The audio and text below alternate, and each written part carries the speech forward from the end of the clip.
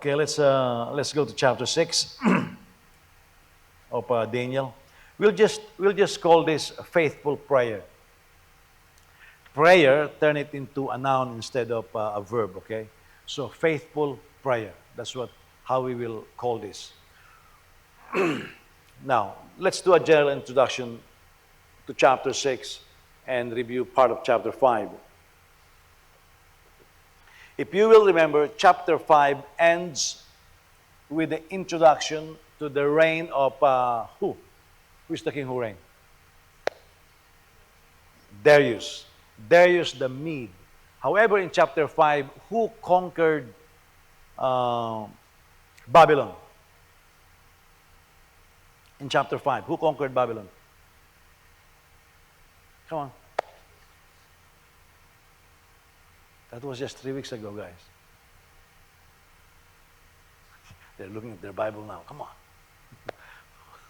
Who conquered Babylon in chapter 5? Who? Starts with letter C, guys. Cyrus, okay? How come Cyrus conquered Babylon and yet Darius reigned? Well, simple. He did not reign. He turned it over to Darius, okay? But there is a possibility now. I want you to keep this in mind. Cyrus entered Babylon by night, so by day it was overtaken. It was one of the bloodless takeover that took place because the city defense was down and they just killed Belshazzar. So there's a possibility that the following morning, when they took the city, there is a big possibility that Daniel met Cyrus. So Cyrus knows Daniel. But the important thing is, the reign of Cyrus was prophesied by who among the prophets? By whose prophet? Who prophesied the reign of Cyrus before he was even born? Isaiah. Yeah. I mean, you forgot the election of Donald Trump, you know.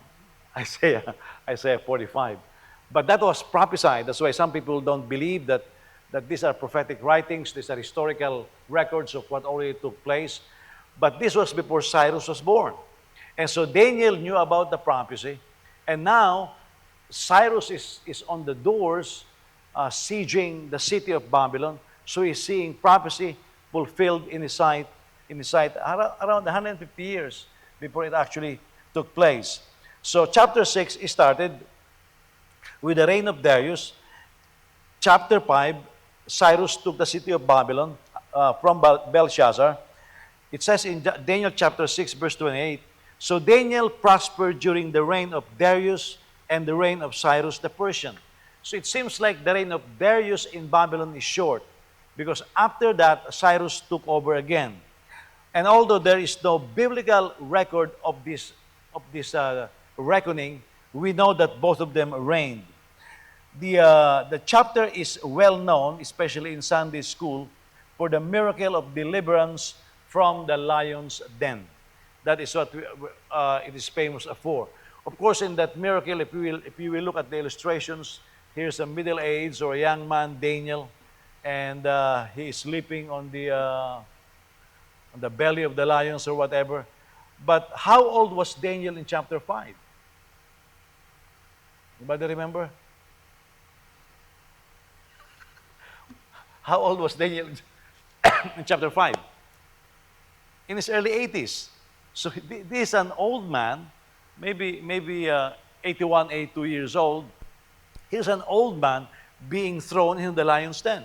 Now remember in chapter 5, he was not in the courts when the feast was made because possibly he's already retired. He was just recalled because the queen mother remembered him when nobody can read the writing on the wall. And so finally he was recalled back into duty. And now, almost 70 years of captivity has taken place. What is the significance of that 70 years of captivity? Jeremiah prophesied 70 years of captivity. And so it's almost over. And so if 70 years of captivity is almost over, God is now about to do something again among His people. That's why Daniel was praying hard, because he understood the prophecy, especially in chapter 9. He understood the prophecy that the 70 years of captivity is almost over, that God is on the move, the people of Israel is about to be delivered and returned to the promised land. Okay? That's why when, now of course, among many reasons, but this is one of the main reasons why Daniel must never stop praying even after a decree or an edict was given, that no other prayers for the next 30 years will be addressed except the king. Because now the prophecy of 70 years is almost over. Daniel wants to see it come to pass. There's a spiritual play here. And so he needs divine protection. So also we can see a similarity here from previous chapter. In chapter 3, what happened in chapter 3? The statue. What about the statue? It moved. No. The three friends of Daniel were told to bow to the golden image. Remember that? Guys, you forgot. We'll turn this into Sunday school now, okay? So the three friends of Daniel were thrown into what? Fiery furnace. In chapter 6, Daniel was thrown into the lion's den. So there is similarity, but in chapter 3, the three friends are being told to do what they are not supposed to do, to bow to the golden image. In chapter 6, Daniel was told not to do what he is supposed to do, to keep on praying. Protection is also a major theme in this chapter. So we will see all of that as we progress.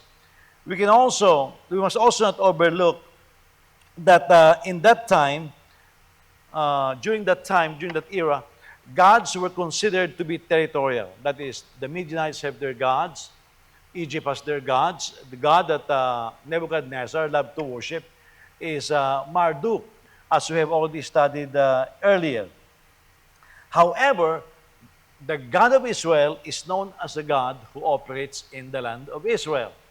And all of the miracles that we so far read in the book of Judges, the book of Kings, were strictly limited to the land of promise. Okay? But now what happened in the land of promise? It was taken over by the Babylonians. And the temple, which is known as the house of the God of Israel, is destroyed. So where is God living now? Well, we will find that heaven is his throne and earth is his footstool. So this is a limited concept of a fallen man, that there are some territorial gods. But of course, those are false gods. But God is not a territorial God. He is the God of all the earth, even if not recognized. So now, what we're seeing is God is consistently victorious wherever his people are. And he demonstrates it in the life of Daniel. Now, some people, even my spiritual father said this, to help the Filipinos, he used to say, well, if you can just bring Filipino ministers to America, it will be okay. They will learn how to have a bigger vision, and they will think bigger. Well, what happened? A lot of Filipino pastors were brought to America, and they backslid. A lot of the Filipino pastors were brought to America, or they came to America, and they lost their fire. I can tell you two the general superintendents of the Assemblies of God from the Philippines. They came to the U.S., and one of them ended up cleaning swimming pools. He could not make it in the ministry. One of the best professors in the Bible school in the Philippines. When you talk about him, when you mention his name, he is known as the best professor in the primary training of the Bible school of the Assemblies of God in the Philippines. He came to America. He could not do a thing. I mean, he just could not do a thing. It seems like America has become a killing field for faith. It is because sometimes we have limited the concept of our God. We say, well, God works in the Philippines, or God works in this place, but not in this place. Well, God is not territorial like that. Because even God can prosper you wherever you are. As we read earlier in Daniel, that he prospered in the reigns of Darius and in the reign of Cyrus. It actually depends on our relationship with God. It's not that God can only bless us when we are in a certain place, because God has an enduring kingdom. It also certainly shows that God did not lose Israel. God is going to continue to bless Israel. He exiled the people because of their sin against Him, because of their idolatry, and they did not give the land rest and their adulterous life. But God is now, His anger has limits, and anger is, I've learned this early on in my Christian life. You need to use anger like a tool. Some people, when they are angry, they are just always angry. They could not do anything else. But God's anger has limit. In fact, the Bible says, um, when it talks about the blessings of the Lord, to 1,000 generation, but for a curse up to fourth generation. But God will not visit the sins of the fathers to the children, and vice versa. There is a limit to God's anger. He chooses to be angry, and He chooses not to be angry. When you learn that from God, and you apply it to yourself, sometimes there are people that they should be angry, but they are not angry. They're not like God. Uh, Anger is a tool. You should know when to be angry. Um, you should know when to say, well, this calls for anger. You know, in that way, anger doesn't control you. If anger controls you, then the fruit of the Spirit is not in you, and God is not reigning in your life the way He should be. But when you can hold anger like a tool, and you can know when to be angry and not to be angry, that is something else. God is like that. He knows when to be angry, and He knows how to stop being angry. So He will say, I will be angry no more. And when He says, I will not be angry no more, then He blesses His people. He does something about it, okay? And so here, the anger of the Lord is about to be stopped. He's about to say, stop now. The punishment, the discipline is over. Now I'm going to restore my people back to the land of promise. And that will basically be the next round of stories that we'll be reading in the other books of prophecy. But in Daniel chapter 6, let's start reading now. The first set of verses that we'll be studying today. Daniel chapter 6, starting on verse 1. Darius decided to appoint 120 satraps over the kingdom, stationed throughout the realm, and over them 3 administrators. So picture this, 120 satraps and 3 administrators stationed throughout the realm. And over them, 3 administrators, including Daniel. These satraps would be accountable to them so that the king would not be defrauded. So if there are 120 satraps divided by 3, it will be 40 each. Okay. Daniel distinguished himself above the administrators and satraps because he had an extraordinary spirit. Say extraordinary spirit. Now, that's an outstanding spirit. Now we know that as a young man, Daniel was smart. He's probably very handsome because that's what the kings want. But now he distinguished himself even more. His spirit is different. You know, you will find that there are some people with a lot of talents, but bad spirit. You know, bad spirit. You cannot use them. What you need are people with excellent spirit. Have you seen say a canned food? Very good design, very attractive, but then you open it, it smells. You cannot use it. Some people are like that. The packaging is good, but they have bad spirit. But Daniel here, it says, has an extraordinary spirit. So the king planned to set him over the whole realm. It didn't say he's the king's favorite, but the moment he looked, it's just like looking at sometimes when you have multiple children like me, I'm not placing one over the other, but you will distinguish the differences in their spirits. The spirit of Joseph is different. John's spirit is certainly different, you know. Uh, DJ is different. James is different. And Joel is different. Each of my kids, although they are all born again, they have different spirits that distinguishes them from each other. They have similarities. The same with all of us. Not all of you here have the same spirit. Uh, you know, Manang Mina likes going on missions.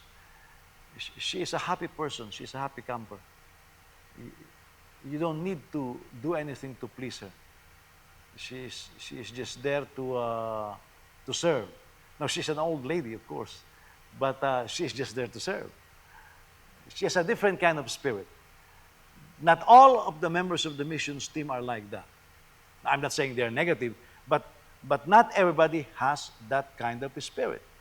And it will be, by the way, when you're developing your own team, you like the right kind of spirit. Because if you don't have the right kind of spirit, that team will probably collapse. Okay, so Daniel is something else. So the king planned to set him over the whole realm. The administrators and satraps therefore kept trying to find a charge against Daniel regarding the kingdom. They became jealous. They have a wrong spirit. You see, there are two other administrators in charge of, if equally divided, in charge of 80 satraps, two administrators. But they have a different kind of spirit. What kind of spirit is that? A very envious spirit. An envious spirit is somebody that when somebody is about to be promoted, he doesn't like it. Now, that's not his. You know, I don't want him to be promoted. Why? He's not taking your job. But you cannot handle it. You know, by the way, if you cannot handle the promotion of others, you have a bad spirit. Because number one, it's not your job. You know, if a boss wants to promote somebody and raise their salary, it's not your money. None of your money is being taken away from you. But if you don't like it, you have a bad spirit. You see? This is what distinguishes it. And because of that jealous spirit that they have, they're trying to find something to accuse Daniel with. But they could find no charge or corruption, for he was trustworthy, and no negligence or corruption was found in him. Now that is an added meaning on the word extraordinary spirit. No charge or corruption, trustworthy. He's not negligent, and no corruption was found in him. Then this man said, "We will never find any charge against this Daniel unless we find something against him concerning the law of his God." Now they find an area of weakness. Of course, it's not a weakness, but because they are religious people, they thought, oh, the weakness is in his religion. The weakness is in his religion. Have you noticed, guys? The best charitable work being done in the world is done by Christians. It started by Christians. Actually, it started by the faith community. I mean, you can count on here, for example, the charity works that the nation of Israel is doing. For example, during the mini hurricane what happened in Haiti, the voluntary work of Israel is just extraordinary. The mini tsunami in the Visayan Islands in the Philippines, Israel brought a hospital and left it in the Philippines, and some of their equipment. Of course, it's not being highlighted by the news because they don't like it when Israel do something like that they cannot do. But what happened is that it is because of the blessings of the Lord upon that nation. And so they say the weakness of Daniel is in his God, because they thought it's a religion. If we can attack it. Now, I said earlier that some of the best charity works are being done by the faith community. Look at the kind of persecution that is going on right now against the church. because the unbelieving community, the progressive element in this society, for example, knows that, if they can attack that area, then they can collapse the very foundation of what makes the Christians tick. And so that is the same thing that is happening today. Verse 6, so the administrators and satraps went together to the king and said, may King Darius live forever. And the administrators of the kingdom, the prefects, satraps, advisors, and governors have agreed that the king, look at verse 7, the line that they said to the king. All the administrators, certainly Daniel is not one of them, but he said all. Not all satraps also are in agreement with this, because some of them are loyal to Daniel. So they're lying. Have agreed that the king should establish an ordinance and enforce an edict that for 30 days, anyone who petitions any god or man except you, the king, will be thrown into the lion's den. The edict that they are proposing, which of course played into the pride of Darius, is nobody should pray to anybody except to you for the next 30 days. Now that will be idolatry on the part of Daniel. So they know that Daniel prayed during this time at least 3 times a day. We don't know if he has been doing it all throughout the last 70 years. But what I know is this, because of this pivotal time in Jewish history, wherein the 70th year is almost over, instead of slowing down his prayer, Daniel is praying 3 times a day. He wants the prophecy to be fulfilled. Therefore, your majesty, establish the edict and sign the document so that as the law of the Medes and the Persians, it is irrevocable and cannot be changed. So King Darius signed the written edict. Now this is the trap, okay? This is the trap. The Bible says that the devil, Satan, he sets snares before us. And a lot of Christians are very unwise, and they never discern. A lot of Christians walk into these traps unprepared and doesn't have the spiritual capacity to handle the trap. That's why many Christians fell out of faith, because the moment you are trapped like this, it's very difficult to get away from, okay? And traps comes in many forms. And many Christians who have not prepared themselves can fall for these traps. So, let's look at the trap from that passage. Well, the appointments shows that this is early in the reign of Darius. Most scholars agree, first year. So Darius is just reigning, and so you appoint officers. And the conclusion of the appointment is at least 120 satraps and 3 administrators, and this includes Daniel. Why was this old man, who is already in his 60s, recalled from retirement and appointed to a very high position? You have King Darius, you have 3 administrators under him, and now the king is thinking of elevating him from the 3 administrators to become second in command. That's why these other 2 administrators are very angry.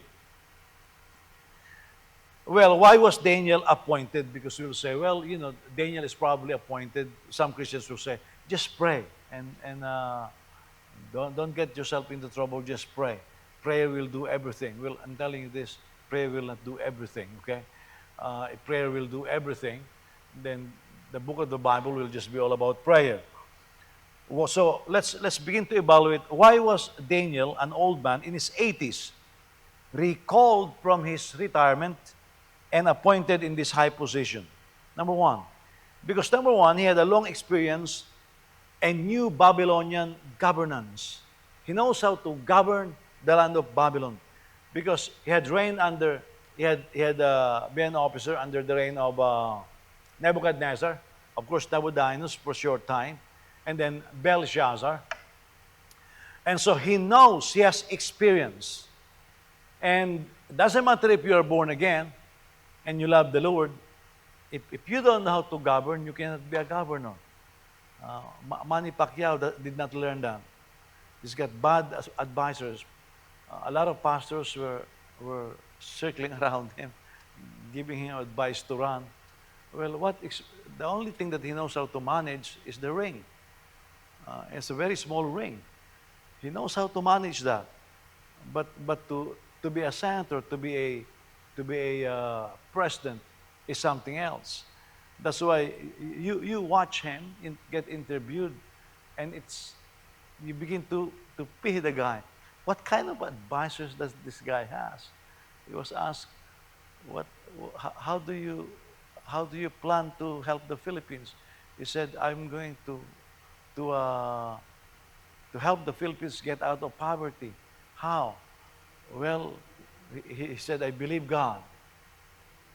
Well, that's a nice thing to say in a church. But if you are running for president, you need to have a concrete plan. Why is it he can't give any concrete plan? Because he doesn't have any. He doesn't have the experience. Now remember this. I teach prosperity. But if you don't have the know-how, what are you going to do? God can bless you. If you don't have the know-how, how can He promote you? I mean, it's almost unfair if somebody is promoted and they don't know what they're doing, you know. He also has a great reputation of honesty and integrity in service. Now, that takes time to build. If you say, well, I have a great resume, what does that resume mean? When I was at the region, one of my classmates when we were graduating was now applying for jobs because he's about to earn her master's, and so he needs to find a job. And maybe it's warranted, but you're gonna be applying to become a manager of a company. But I think here in the U.S. now, you can put in your resume that you are a mom and that you raised one child. It's part of the experience now. In the old days, you're not supposed to write that down because that's not part of the experience. There's a big difference, you see. But here, that long years of service, he got to know everybody. He knows who's who in the government, and now he's got a reputation. This guy is honest. He's got integrity and service. During the last 2 election cycles, that was during the time of Duterte, but Willie was telling me, but that there are really some good senators that run for office that can really manage the country. Yeah.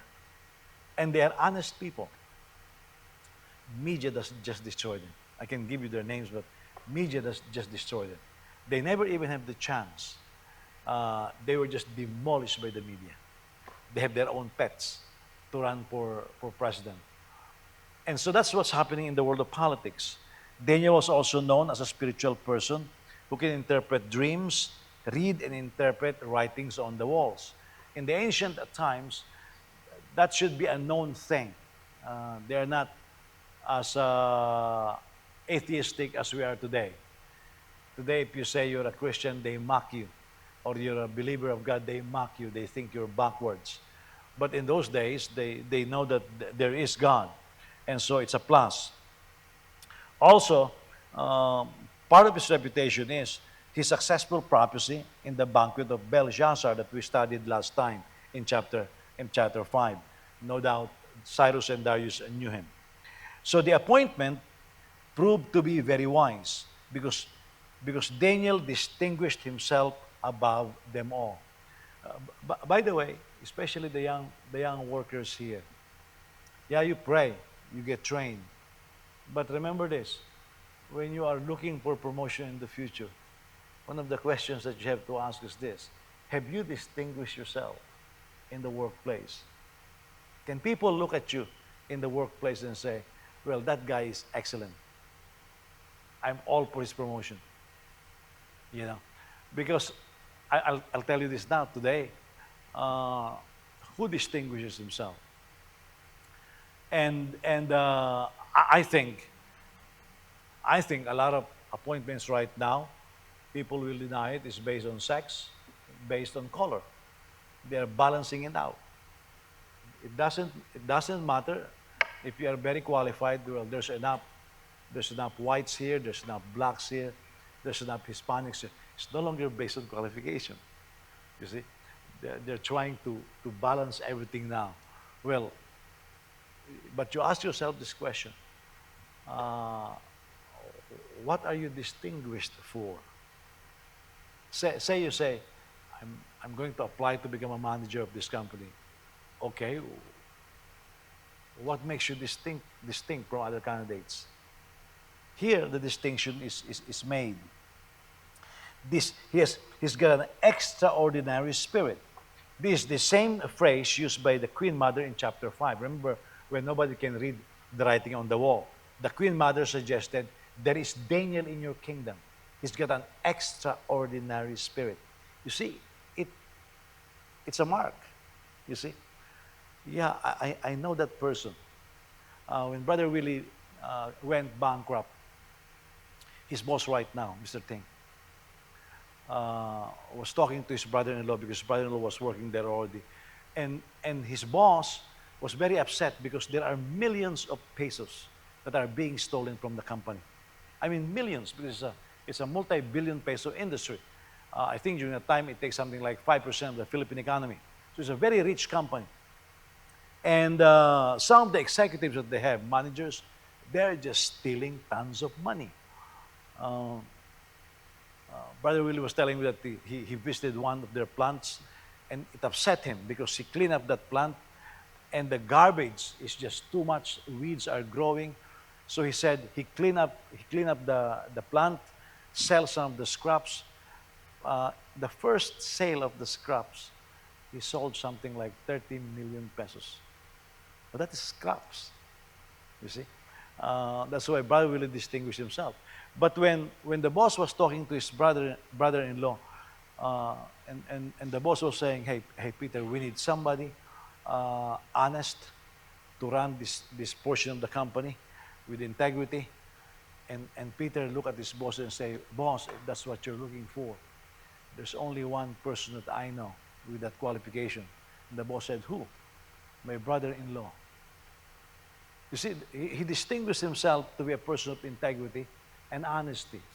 And so I think one of the things that as we continue to progress in this economy, or as we progress in this life, I mean, you have to ask yourself, what is your distinction? You know, if you say, well, I have a college degree, a lot of people have college degrees. What is your distinction? Are you known for gossip? Are you known for backbiting? Are you known for helping others? What are you known for? That extraordinary spirit would include what the pagans would naturally understood as good attitudes, good abilities. You know, if you're going to progress in the workplace, it includes relationships. What kind of attitude do you display? What kind of behavior do they see? What kind of abilities? When you say, I have an ability, can they touch that abilities? Can they use that ability? You know, translate this in court session when decisions are being made. For example, if you're some of you in the workplace, have you noticed when you're in a meeting, say department meeting, and department head is presiding, have you noticed that department head always defaults to one or two person for final opinion, for final say? You will all be talking, and then he will always be looking at one or two people. You watch those one or two people, why he is always looking at them. Most probably those people have distinguished themselves, positive or negative, okay? And that is when you can tell. And you can tell, by the way, when you do meetings. So you have a meeting, around 20 people attended. Sometimes you will look at this meeting and say, man, I can do without 15 of these people. You know, but I have to meet everybody. And so in your mind, you're saying, I can get rid of the 15 here. Just meet with the 5 and accomplish as much, and maybe more, because the 15 have not distinguished themselves. That's why sometimes you'll find in meetings, the one convening the meeting will say, hey guys, can you please open your mouth and share something and contribute? Because then you become dead weight. But here, it seems like the king would always look at Daniel. He's got an extraordinary spirit. His opinion always matters. And you will find also in meetings like that, that when a person whom the president of the company respects speaks, it seems to have an overriding effect on other opinions. And everybody will just be listening or following that. We know, though, that the real reason for this extraordinary spirit is because of the many years that Daniel spent walking with God. The hand of the Lord was upon him. Walking with God is not one day. We know that in chapter 1, he was between 17 or 15 to 21 years old. He was very young. Walking with God is like that. It's day by day, until you get used to it. You know, you know how you know that somebody doesn't know how to walk with God? They just keep copying everybody else. If everybody is falling, they are falling. If everybody is laughing, they are laughing. They really don't know what God is doing. They're just copying everybody else. But the moment you walk with God, there is a certain step that you recognize. And when God is doing something, you are moving with God. And you know it. When you learn that, your spirit changes and you begin to understand God. And the hand of the Lord will be upon you. Now, it did not take long for Darius to recognize this. Therefore, he purposed that he said, well, I'm going to set Daniel above the whole team, the whole realm. Because when you find a person that you can trust, you can pretty much leave everything to that person. You know, for example, in a city, well, I've noticed here, for example, in Chicago, we have a mayor. We don't have a vice mayor. In some cities, they have a mayor and a vice mayor. But actually, in cities like Chicago, where you have a mayor, but there is no vice mayor, you have a mayor, and you have an unofficial little mayor. Okay? Who is the unofficial little mayor? Most of the time, that's the executive secretary or the main assistant to the mayor. He's the spokesman for the mayor, perhaps, or he's the one that the mayor always refers to. Okay? You will find that in any company. And Daniel seems to have taken that position. So he's, now the king is planning to promote him. He will set him above everybody else. He will be the one who is next in command. Very powerful for a one who started as a young man, a little boy for some, very young, maybe 17 to 21 years old, just an exile. In fact, a captive, a hostage, a eunuch. How come it did not take long for Darius to recognize this?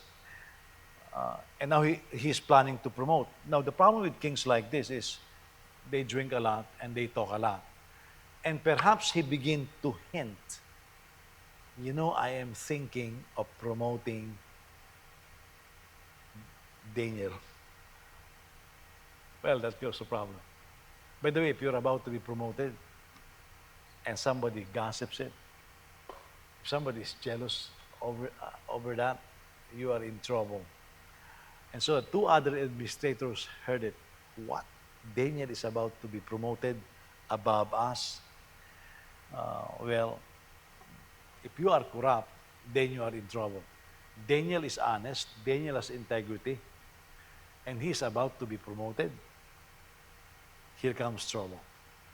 Okay? And they're not ready for it.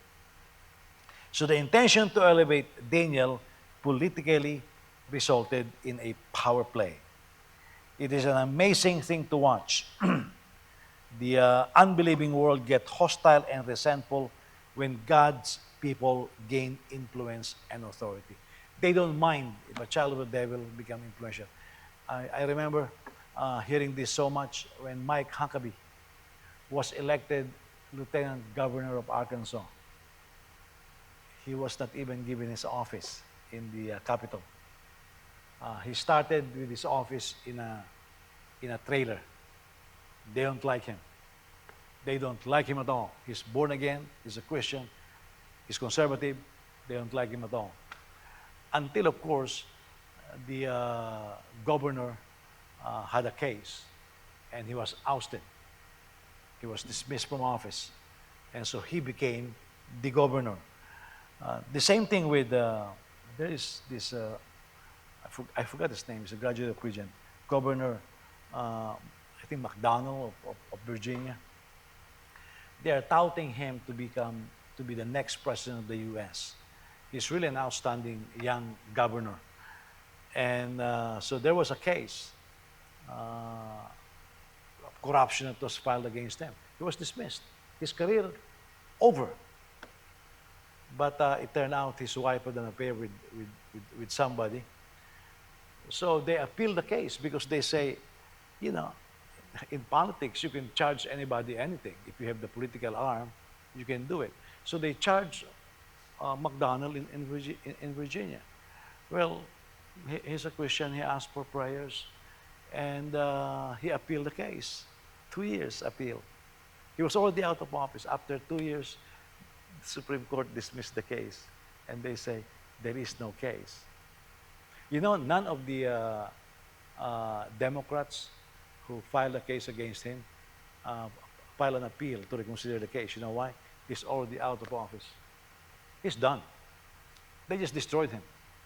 But it was found out there's no ground for his dismissal. But that is politics. Why? Because they don't like him.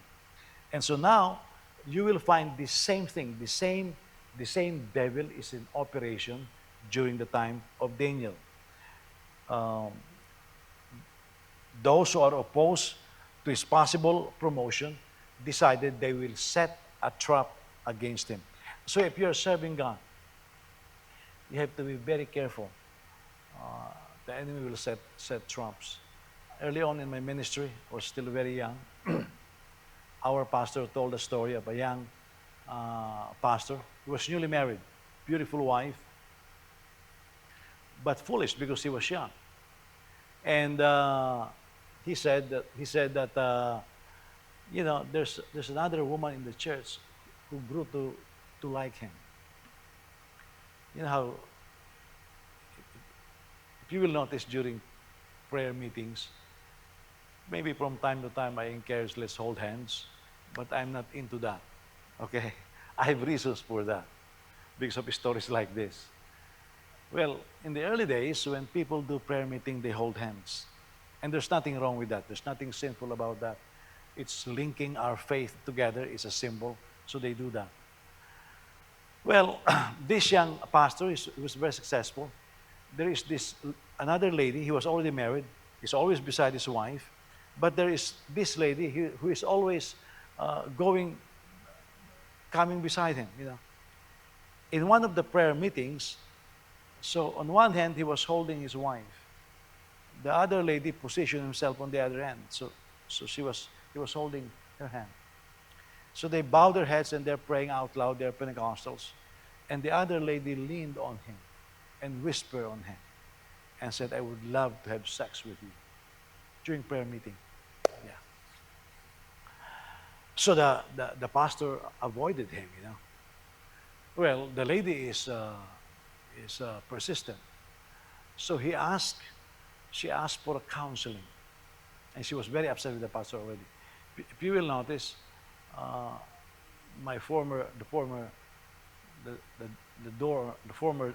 previous door of my office, it is half glass, right? Now it's full glass. I have a reason for that, because of stories like this. Well, in the old days, they will have one solid door, and the secretary will be outside. Well, I don't have a secretary because I don't need one. You know, this is a very small church. It really doesn't need one. We don't need to waste money on that one. So this lady asked for an appointment. And the young pastor says, okay. So went in the office. They were there for a few minutes. The secretary is outside. The lady screamed, "Rape!" That's it. That's it. Now, the wife is a lot more gorgeous than this lady. But she screamed, "Rape!" What happened? The secretary heard it. Rushed to the office, nothing is going on. But she was crying. He is attempting to rape me. No evidence, nothing. The ministry of this young pastor, done. He did not recover. Trap. A lot of people are very foolish. You know, when we started this series, I talk about normalcy bias. We always say, it's okay. It's okay. Oh, these are just friends. Yeah. Soon you find somebody there pregnant. Traps. Okay?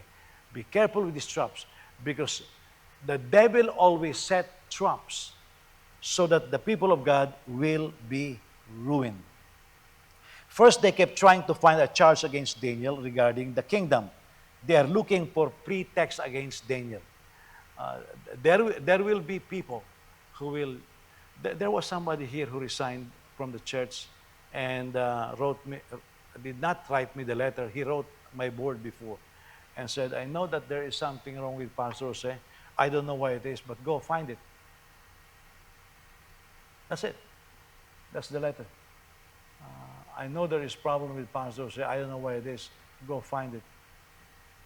Well, in those days, my board was foolish enough not to recognize. They don't have the discernment not to recognize that. Hey, look for trouble.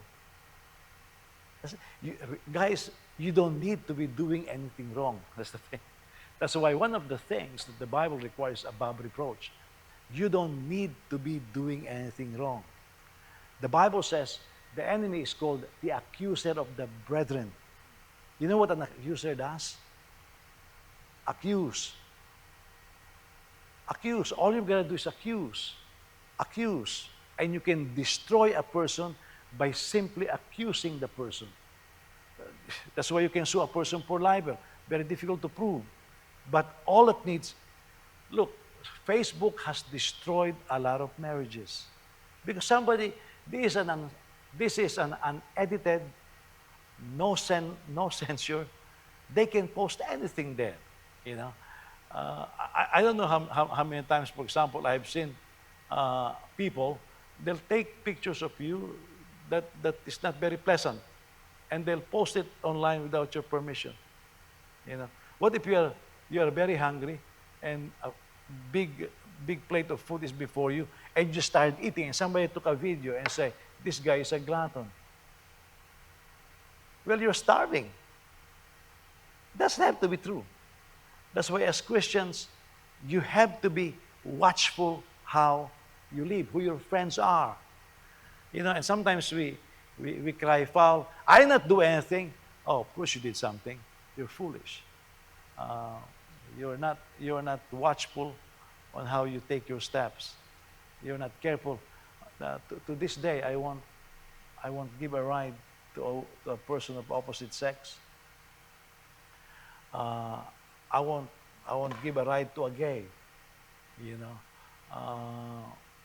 unless a family member is there.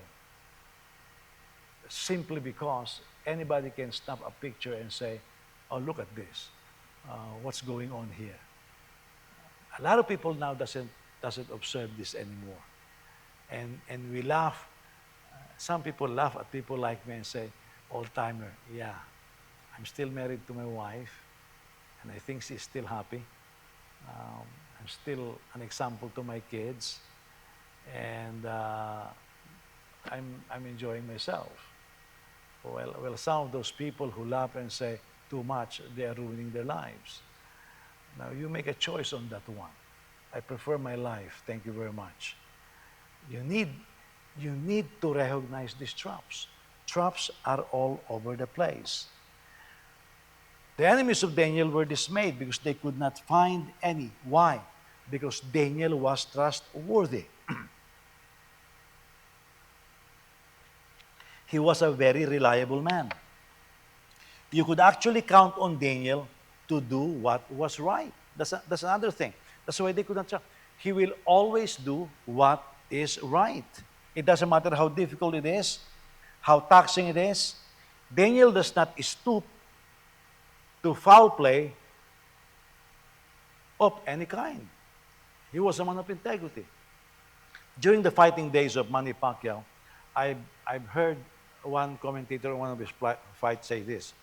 Whenever somebody fouls Pacquiao, Freddie Roach will say, foul him back. But Freddie Roach will be dismayed because he say, this guy doesn't want to foul back. He just wants an honest fight. Well, a lot of fights are not honest, but he just wants. And you have seen a couple of his fights wherein it was really, really foul. But he said, I refuse to play that game. There are people like that. They will refuse to stoop at low level. Well, that's what everybody's doing. I'm going to do the same thing. Daniel refused to stoop at their level. When people are taking bribes, Daniel refused to be bribed. You know, this is again what makes his spirit outstanding. But they found out that Daniel is faithfully committed to pleasing God. This is the main reason why he could be trusted. And I have seen this. Some people, well, the enemy knows that you love God. I would assume that, and I would assume I'm right. Okay, have you noticed your commitment to the study of the scriptures, to prayer, to the fellowship? So I've seen this happen so many times. So what the enemy will do is this. He'll send a friend along your way that you have not seen in 10 years or 20 years. So what's the next thing that happened? You don't come to church. I have not seen him in 20 years. Maybe I will not see him anymore.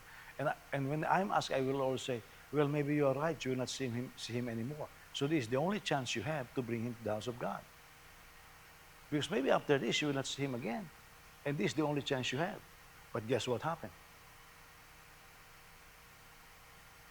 The Christian don't go to church. So now that is an area of weakness now that the enemy found. And this is what I'm telling you, by traps. Little traps like that, and you give in a little bit here, a little bit there, and sooner or later you will find a lot of chips is being chipped out of you. There is the area where they thought, they could find to trap Daniel. Because now they know he is committed to praying. If they can illegalize praying. Look, right now, for example, our government keeps making, foolish decision. Let's open the borders. Anybody can get in. Now, even New York is vomiting the borders. Now I think in Chicago, they're saying, churches, open your properties. Are you foolish? Open our properties? Well, you know, if you're Christian and you're supposed to walk by love, you don't even know how to spell love. What do you mean walk by love? You want the property that God gave us to just be run over? Personally, I'm not gonna. That's why I have the gate padlock all the time. Now they make foolish decisions. They want other organizations like ours. What are you gonna go downtown? Are you gonna put those immigrants to the cathedrals in Chicago? Are you gonna put them at Moody Bible Institute? Why not? Why don't we put them on the governor's house then? It's big, I heard. You know, nobody talks about that. Why don't we put them in the houses of the aldermen here in Chicago? Nobody's talking about that. You see, the foolishness. These are traps. Because the moment, can you imagine the amount of financial commitment that we are already being taxed beyond our means? But these are the foolishness that are taking place. People keeps making mistakes, and they're doing it deliberately, and they want others to pay for it. You see, these are traps. By the way, the pride and the arrogance of the U.S. government is now killing it. You know, because they keep saying they can handle this, they have the money. We don't have the money. The arrogance of the politicians is just unbelievable. And so now they want the citizens to pay for it. Just look at your taxes, and you know what I'm talking about. Now, this is in the natural. But for something natural like this, there is, there is always a spiritual thing behind it. Now, we may be just a speck in the universe of God, okay? And, and we say, well, what about me? And we fail to grasp the truth that although something is very physical, there is a spiritual force behind it. So the bigger question is, where is this hatred coming from? There is, I don't know what part is this in the series Lord of the Rings. There is that line there because, you know, the orcs just keeps attacking them, you know. And so the people are tired. And so one line that I remember being said is, how do you fight this? Where is this hatred coming from? Have you noticed? Sometimes you are already doing nothing, and then people will just viciously attack you. Early on, I was watching videos of Filipino immigrants in LA. Now, these are Filipinos. They came from the airplane, take a bus or whatever. They have the address, and they are carrying their luggage. They have little money, you can assume, and they are crossing the street. And fellow Filipinos will mug them and rob them. Just came to America. And I was watching it and I said, what? Fellow Filipinos robbing new immigrants to the U.S. And they will steal whatever they have. And these are newcomers in the U.S. These are just vicious. And then I have seen videos, gangs or group of young men will be laying wait on a victim, and somebody will just say, hit the guy, and just hit the guy. By the way, that's what happened to, what school is that? Your favorite school. Shores. Shores High School. I have a carpenter who works for me before, and he told me he did not finish high school. He was studying at Shores. I said, why didn't you finish it? He said, I want to live. I said, you were in high school. He said, one day I was just walking, the class is over, and a group of teenagers were there on the corner of the street. And I said, I was just going to go home, going to go to the bus station, and they just popped me right there without cause. You begin to wonder, where is this viciousness come from? How come there is intimidation like this? Well, there is a spiritual force behind it. Jews were, during those days, were looked upon as an inferior race in Babylon. The root cause of this is because they are a chosen people. God chose them. Therefore, whomever God chose, Satan hates, and his followers. The Bible says hell is prepared for Satan and his followers. So if God loves you, Satan hates you, and he will encourage his followers to hate you. We know that the Messiah came from them, and the seed that will crush the head of the serpent. Now, the honesty and integrity of Daniel is so great, to any corrupt government officials, that is a threat. When I was doing some master's course at Regent, we always do case studies. There's a case study of a post office in Chicago. We studied 3 cases in Chicago actually. One is one postal office, one is the Belmont Beer Company, and the other one is a pizza parlor in downtown. The post office is very interesting because in this post office, I think they're supposed to start working at 8, but they will start working at 9. When the postal workers come, they will take coffee. They will waste 1 hour. They're being paid, but they will waste 1 hour, and they will start at around 9. At 2 p.m., they will hand over their, their time cards to somebody. They rotate. If they are supposed to time out at 5, that person is responsible for clocking at 5. Well, a new employee came in. He's born again, spirit-filled. He's a Christian. He saw it and he said, I'm going to change the culture of this company, he said. I'm going to start working at 8, and I'm going to finish at an appointed time. If it's 5, I'll finish at 5. If it's 4, I'll finish at 4. And everybody saw that, and they hated him for that. And he thought, well, I'm going to change the culture of the company because he's a Christian. Guess what? At the end, he was the one who got fired. Because his honesty is a threat to their company culture. Okay, now listen. If you live for God, the standards that you decided you will adopt is a threat to unbelievers. That's why they hate it.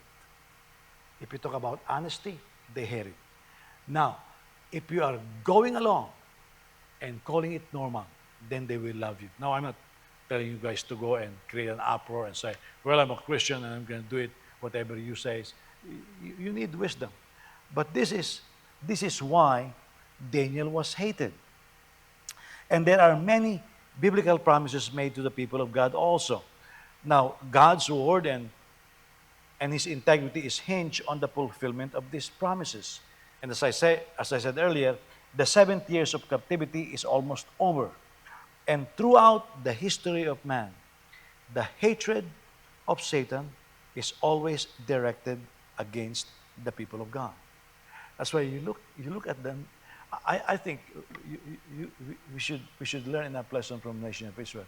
You look at this little nation. How come there is so much hatred? We should remember that in the last days, half of the prophecy is already fulfilled. That prophecy is the nation will return to the land. That's already fulfilled. The second half is what we are waiting for. The nation will return to the Lord. It already returned to the land.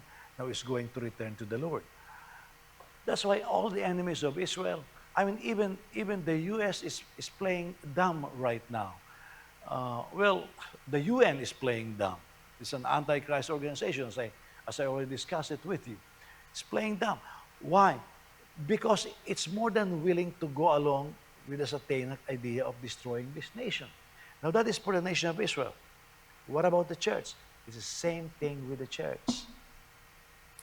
The only so-called churches that will not be touched like the Christian church are those who are already compromised. You know, look, there are other religions. There's an Islamic religion, there are Buddhists. How come they are not touching it? How come always it's Christians? Pat Robertson died, and they put it on the headline, the one who hates the gays. You know how many millions of dollars this guy had given away in terms of food, medical operations all over the world, water wells that he opened all over the world? I mean, the scholarships, everything, all the good things he has done, none was mentioned. It's just that he hates gays. Actually, he doesn't hate gays. He hates homosexuality. There's a big difference. But they lie about that one too. This is what the devil does against the people of God. But on a bigger picture, though, that is from God's perspective, this is very significant prophetic time. When the enemy is going after you, most of the time it signals the fact that God is doing something in your life. And Satan is going to stop what God wants to do. Now, God can't be stopped from doing it. However, if he can stop you from participating in what God is doing in your life. Now, for example, can you imagine if I gave in to some temptations? I asked God for a godly wife who will love him, more than she will love me, because I thought I was going to die young, and I want somebody who will be able to take care of the family. Now, God gave me my wife, Anne.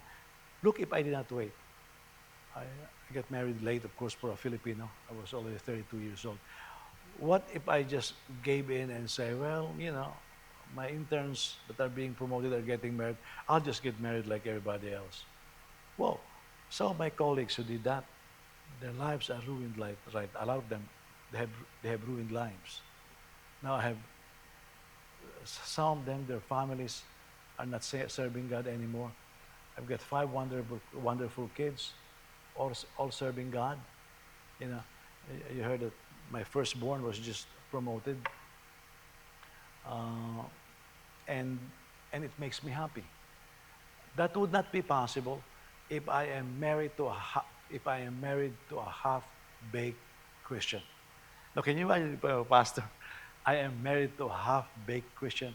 I will not be enjoying the ministry. I, how can I preach what I'm preaching? Can you imagine this? How can I keep preaching wherever God sends me? Discipline your kids, love your wives, do the following. How can I do that if I'm not able to do that with my family? Oh, but you see, the enemy, looking back, tried to stop that. But I did not fall for those traps. Same thing with my wife when we compare notes on, on the kind of eggings from her friends, temptations, solicitations that she received. What if she gave in to them? Then she would not have married me. Maybe she had married a millionaire, but then we will not have the 5 kids that we have. You know, this God has a wonderful plan for you. The enemy will always set traps to stop it. Now, believe me when I say this. I have seen some of my colleagues fall for these traps. My interns, those who were a little bit before me, fell for these traps. And when they fell for these traps, they did not recover. They just did not recover. Because they thought they are wise enough. They thought, oh, just fasting. One of them told me, I'll just fast whatever happened. I'll just fast and I'll fast this too. They fast and nothing happened. Why? Because you're in a trap. You're already trapped. Now, God can deliver you, okay, if you know how to ask God for mercy. But the fact that you fell for the trap means you don't have the wisdom, you don't have the discernment, you don't have the spiritual understanding, you don't have the spiritual, you don't have the kind of spirit that will take to avoid those traps. That's why some people, even if you warn them, they'll just keep falling. They don't have the extraordinary spirit. You can warn them, and warn them, and warn them, they'll keep falling for it. Now, if I were you, I'll go back and say, Lord, I want to have this excellent spirit in me, like Daniel. It will not stop the enemy from setting traps against you, especially when God is about to do something great. Look, I told you this years ago, almost, I think a little bit over 10 years ago. When I was 55 years old, I was ready to. I said, that's the time. I will do a soft turnover. I was delayed. I was delayed. Some of the people whom I thought would be able to help take over did not materialize. I was planning to do a lot of things in missions. I always wonder, what if that materialized? You know, I always wonder, what if there were no stops along the way? We could be doing more. Whenever God wants to do something in your life, the enemy will set traps. Now, I don't know if some of you can recognize some of those traps right now. Maybe some of you have already fallen for those traps. But if you did, you better get out of it. Because traps means God is about to break through. Okay? And if you don't avoid those traps, you're not going to break. There will be no breakthrough. Instead of a forward move you'll have a backward move. And I was really happy when I saw this second property because me and my wife has been very diligent in trying to save some money. In fact, um, I'll tell you one of the talks that my family has on how to finance a building in the Philippines is within our family. We are set in doing everything. But I was blessed because this is a Christian lady selling her property. Uh, she was even attending the service online when I visited the property. And she said, she showed me a picture on how it's being used by different ministries. And she said, Pastor, I wish you will take over this property because I have been using this for the ministry. She gave the price. I have the cash to just pay it. It's ours. But I don't want traps. One thing that I know is God has given us help around us. My wife, first of all, is a very good businesswoman. So I step back. I can always stay when they're calling me. You go to my business manager. She will tell you if it's a go or a no-go. Well, look, I went to the house. There are two buildings. Well, actually, there's a swimming pool also. There are two buildings. I was very interested in the second building, and I opened the door and I says, "Wow, termites! Termites all over." That means that's good for demo. So I went back to the first house. Termites, good for demo. That means all I'm buying is the land. All the money that we have saved will just go to the land. You cannot have meetings in the land without cover, especially in the Philippines. But if you look at the outside, the buildings look good.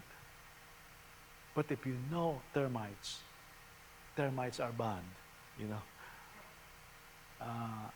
So we say, I'm sorry, we will not purchase the property because of the following reasons. Now, some people say, well, I'm shy. We already prayed. No, I'm not shy. If it's not a good product, I'm walking away. By the way, I have seen Christians do that. Pastor say, I know it's a bad buy, but he's a brother. She's a sister. It's a bad buy. No, you're a fool. You know it's a trap, you still got it. Yeah, I walked away. But what blessed me is this. I told my wife, do you realize we have the cash right now to buy that if it was just a right property? Second house is the same. We have the money to buy it. Small property, but it's not what we need. If I take them, that means I will go into construction. That means I will be pressured to have a lot of money, more than double of what we have. What's that going to do to me? I'm no longer 21 years old. I'm already getting old, So what is it going to do to my health? It's not good. It's a trap. You recognize that, you walk away. When you recognize traps in your life, how do you react? Do you walk away or you keep going forward? Your reaction is the thermometer that makes you determine whether you have the spiritual quality to accept what God is giving you in the next level. If you don't know how to walk away from a trap, you don't have the spirit. If you can walk away from a trap, you have an extraordinary spirit. Choose to be like Daniel or like those who fall for the traps. By the way, because we don't have time this morning anymore, the one who fell for the trap of all people is the king. It's the same trap. Daniel did not fall for it. The king fell for it. So who is wiser? The administrator or the king? And the administrator like Daniel was actually wiser than the king. You need to choose to be wise. Because in times like this, traps are all over the place. You can see it. The enemy had set so many traps. They are very obvious. I do not know why some Christians keeps falling for it. Amen? Let's all stand. Praise God.